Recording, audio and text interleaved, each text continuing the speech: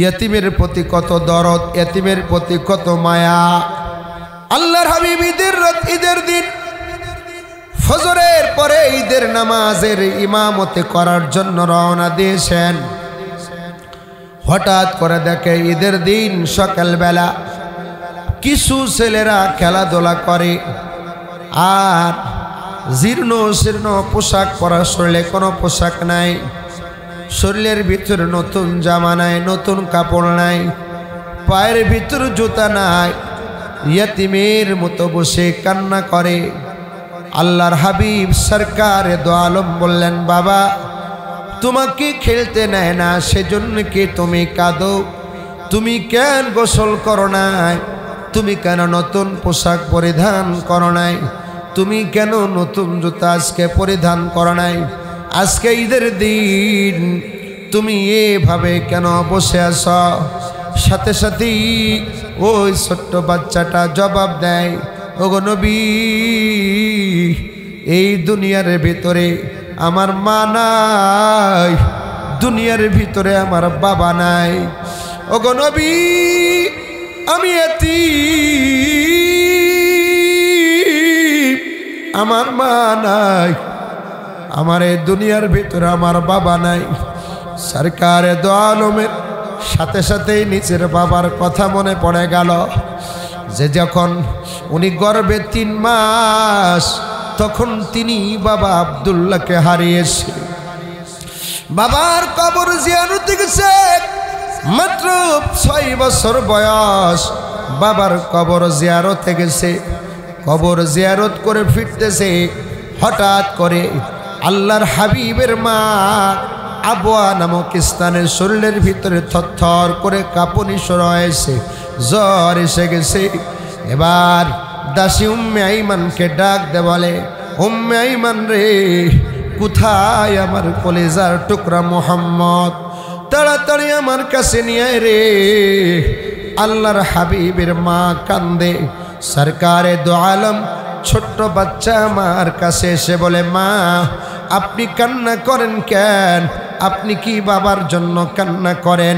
বাবার জন্য কি আপনার মায়া হয় না গো মোহাম্মদ?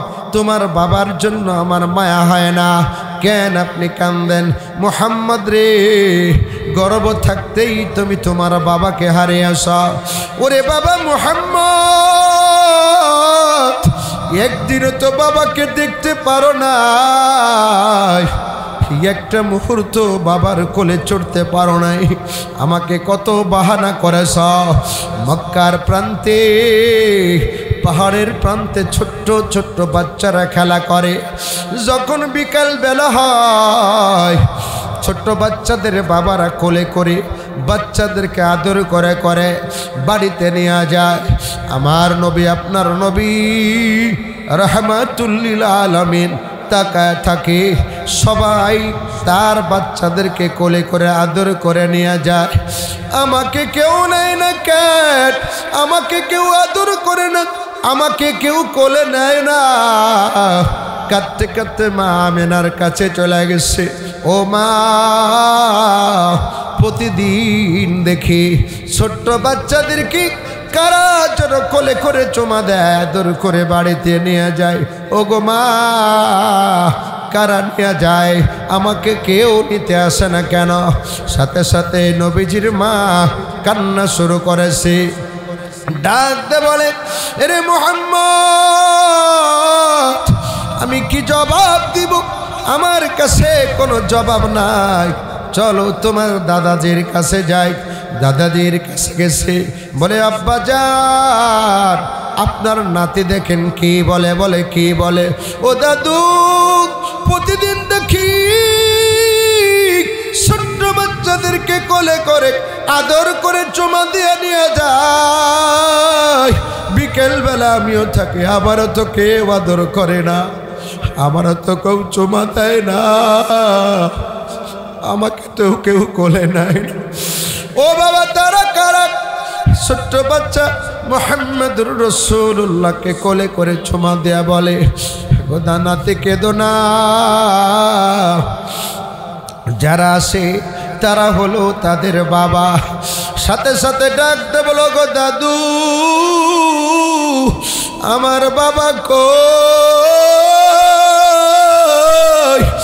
আমি আমার বাবার কোলে চড়তে চাই, আমি আমার বাবার কাছে যেতে চাই।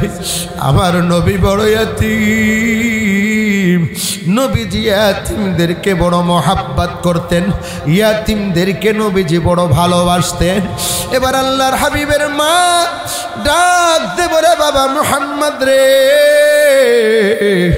ছোটবেলায় তুমি তোমার বাবার আদর পাইলা না, ওগো মুহাম্মদ আজকে আমার শরীরটা ভালো না, আমার মন বলে রে আজকের থেকে চিরদিনের জন্য তুমি তোমার মাকেও হারায়া ফেলবা। সরকারে দো আলম মায়ের বুকটা জড়ায় জোরে কয়, মা ও মা, বাবা দেখি না, ও মা আজকে যদি তুমি বিদায় নিয়ে চলে যাও, ও মা কে আমারে গোসল করায় দিবে, কে আমারে মুখে খানা তুলে দিবে রে মা, কে আমারে গোসল করাবে, কে আমাকে কোলে করে আদর করবে, কাকে আমি মা ডাকবো রে মা। আল্লাহর হাবিবের মা ছোট্ট মুহাম্মদকে বুকে ধরে আল্লাহকে ডাকতে ডাকতে দুনিয়া থেকে বিদায় নিয়ে চলে গেল। নবী আমার এতিমরে বড় মহাব্বত করেন, নবী আমার এতিমকে বড় ভালোবাসে। আল্লাহু আকবার। আল্লাহর হাবিব শোনার সাথে সাথে ডাকতে বলে, ও বাবা এতিম, তোমার মাও নাই, তোমার বাবাও নাই, চলো টেনশন করা লাগবে না। এবার এতিম ছেলেটাকে নিয়ে আম্মা জান আয়েশা সিদ্দিকার ঘরে চলে গেছে। আম্মা জান আয়েশা সিদ্দিকাকে ডেকে বলে, আয়েশা ছেলেটা বড় এতিম, ছেলেটার মাও নাই, ছেলেটার বাবাও নাই, ছেলেটাকে সুন্দর করে গোসল দাও, হাসান হুসাইনের কাপড় নিয়ে আসি, সুন্দর করে সাজায় দাও। সুন্দর করে বাচ্চাটাকে সাজায় দিছে। সাজায় দেওয়ার পর আল্লাহর হাবিব সাল্লাল্লাহু আলাইহি ওয়াসাল্লাম ডাক দে বলে, ও বাবা ইয়াতীম, তোমার বাবা নাই? বলে, জি আমার বাবা নাই। বলে, ইয়াতীম তোমার টেনশন করা লাগবে না, আজকে আমি মুহাম্মাদুর রাসূলুল্লাহ তোমার বাবা হয়ে গেলাম, তোমার কোনো টেনশন করা লাগবে না। ইয়াতীম বাবা ইয়াতীম, তোমার মা নাই, আজকে থেকে হযরতে আয়েশা তোমার মা হয়ে গেল। সুবহানাল্লাহ, জোরে কোন আল্লাহর হাবিব বলে, বাবা ইয়াতীম চলে এবার ঈদের ময়দান, ঈদের মাঠে যেতে হবে। আল্লাহর নবী ঘর থেকে বের হয়, রাহমাতুল লিল আলামিন নবী বলে, ওরে ইয়াতীম, তোমার যদি আজকে বাবা থাকতো, তোমাকে কাঁধে করে নিয়ে ঈদের মাঠে যাইতো, তুমি আজকে তোমার বাবার কোলে চড়তে পারো না রে ইয়াতীম, তুমি আমি নবী রাহমাতুল লিল আলামিনের কাঁধে চড়ো। ইয়াতীম এবার রাহমাতুল লিল আলামিনের কাঁধে চড়ে চড়ে যায়। ওই ছোট্ট বাচ্চারা এতক্ষণ যারা খেলাধুলা করছিল, তারা আফসোস করে বলে, হায় রে, আজকে যদি আমি ইয়াতীম হতাম, বিশ্বনবীর কাঁধে চড়তে পারতাম। ঈদের দিন কাঁধে করি, আল্লাহু আকবার, ঈদের মাঠে চলে গেছে। আল্লাহু আকবার। ঈদের মাঠে যাওয়ার পর সাহাবীরা মনে মনে ভাবে, কে ছেলেটা বিশ্বনবীর কাঁধে চড়েছে। এবার আল্লাহর হাবিব কাঁধ থেকে নামায়া বয়ানের জন্য মেম্বারে বসেছে। আল্লাহর হাবিব সরকারে দো আলম ডাকতে বলে, বাবা ইয়াতীম, তুমি নিচেই বসে থাকবে না, তুমি আজকে আমি বিশ্বনবীর পাশে বসা যাও। ইয়াতীমকে আল্লাহর হাবিবের পাশে বসায় আল্লাহর হাবিব সাহাবীদের মাঝে ওয়াজ করে, ওরে সাহাবীরা শোনো, এই বাচ্চাটা ইয়াতীম,